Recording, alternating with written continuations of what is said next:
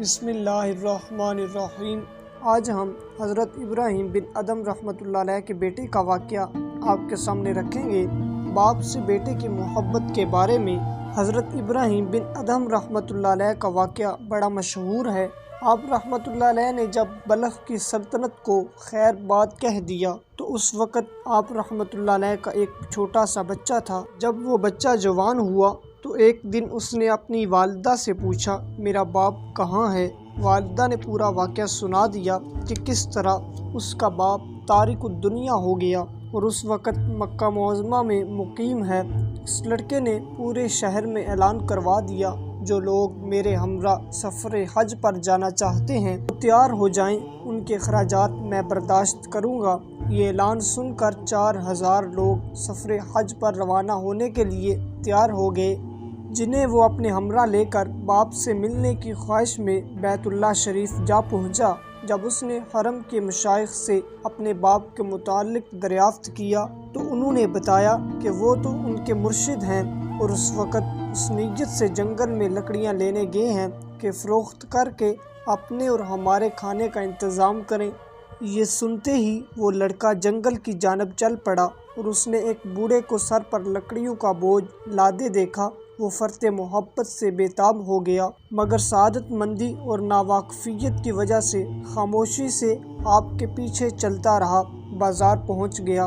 آپ رحمۃ اللہ علیہ نے وہاں جا کر آواز لگانا شروع کر دی، کون ہے جو پاکیزہ مال کے عوض پاکیزہ مال خریدے؟ یہ سن کر ایک شخص نے روٹیوں کے عوض وہ لکڑیاں خرید لیں، جنہیں لے جا کر آپ رحمۃ اللہ علیہ نے اپنی ارادت مندوں کے سامنے رکھ دیا اور خود نماز میں مشغول ہو گئے۔ آپ رحمۃ اللہ علیہ اپنے ارادت مندوں کو ہمیشہ ہدایت فرماتے تھے کہ کبھی کسی عورت یا بے ریش لڑکے کو نظر بر کر نہ دیکھنا، اور خصوصاً اس وقت محتاط رہنا جب ایام حج کے دوران کثیر عورتیں اور بے ریش لڑکے جمع ہو جاتے ہیں، اور تمام افراد اس ہدایت کے پابند رہتے ہوئے آپ رحمۃ اللہ علیہ کے ہمراہ طواف میں شریک رہتے تھے۔ ایک مرتبہ حالت طواف میں آپ رحمۃ اللہ علیہ کا بیٹا سامنے آ گیا اور بے ساختہ آپ کی نگاہیں اس پر جم گئیں، اور فراغت طواف کے بعد آپ کے ارادت مندوں نے عرض کیا کہ اللہ عز و جل آپ رحمۃ اللہ علیہ پر رحم فرمائے، اور آپ نے جس بات سے ہمیں منع کیا تھا آج خود ہی اس میں مبتلا پائے گئے، اس کی کیا وجہ ہے؟ آپ رحمۃ اللہ علیہ نے فرمایا، یہ بات تمہارے علم میں نہیں ہے۔ جب میں نے بلخ کو خیر بات کہا تھا تو میرا بیٹا چھوٹا تھا اور مجھے یقین ہے یہ میرا بیٹا ہے۔ پھر اگلے دن جب آپ رحمۃ اللہ علیہ کا ایک مرید جب بلخ کے قافلے کی تلاش میں وہاں پہنچا تو دیکھا کہ وہی لڑکا دیبا و حریر کے خیمے میں ایک کرسی پر بیٹھا ہوا قرآن مجید کی تلاوت میں مشغول ہے۔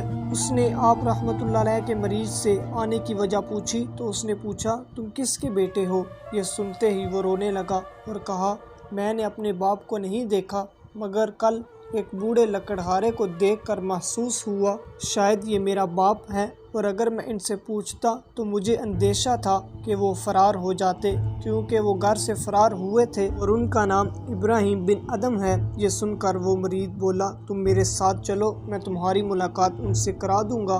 پھر وہ مرید آپ رحمۃ اللہ علیہ کے بیٹے اور بیوی کو لے کر بیت اللہ شریف میں داخل ہوا، اور جس وقت بیوی اور بچے نے آپ رحمۃ اللہ علیہ کو دیکھا تو وہ والہانہ آپ سے لپٹ گئے اور روتے روتے بے ہوش ہو گئے۔ جب ہوش آیا تو آپ رحمۃ اللہ علیہ نے بیٹے سے پوچھا، تمہارا دین کیا ہے؟ وہ بولا، میں مسلمان ہوں۔ آپ رحمۃ اللہ علیہ نے پوچھا کہ کیا تو نے قرآن پڑھا ہے؟ وہ بولا، ہاں۔ آپ نے پوچھا، کیا اس کے علاوہ بھی کچھ علوم حاصل کیے ہیں؟ وہ بولا، جی ہاں۔ آپ رحمۃ اللہ علیہ نے یہ سن کر فرمایا، الحمدللہ۔ پھر جب آپ رحمۃ اللہ علیہ جانے لگے تو بیوی اور بچے نے اصرار کر کے روک لیا۔ آپ رحمۃ اللہ علیہ نے آسمان کی جانب نگاہ اٹھائی اور فرمایا، اے اللہ میری مدد فرما۔ اسی وقت آپ کا بیٹا زمین پر گرا اور فوت ہو گیا۔ آپ رحمۃ اللہ علیہ کے ارادت مندوں نے وجہ دریافت کی تو فرمایا، جب میں بچے سے ہم آغوش ہوا تو جذبات سے اور فرط محبت سے بے تاب ہو گیا، اور اس وقت یہ ندا آئی، ہم سے دوستی کے دعویٰ کے بعد دوسرے کو دوست رکھتا ہے۔ میں نے یہ ندا سن کر عرض کیا، اے اللہ تو اس لڑکے کی جان لے لے یا پھر مجھے موت دے دے۔ چنانچہ لڑکے کے حق میں دعا قبول ہو گئی۔ اگر کوئی اس پر اعتراض کرے تو میرا جواب یہ ہے کہ یہ واقعہ حضرت ابراہیم علیہ السلام کے واقعہ سے زیادہ تحیر خیز نہیں ہے، کیونکہ انہوں نے بھی تعمیل حکم میں اپنے بیٹے کو قربان کرنے کی ٹھان لی تھی۔ اللہ تعالیٰ آسانیاں حاصل اور تقسیم کرنے کا شرف عطا فرمائے۔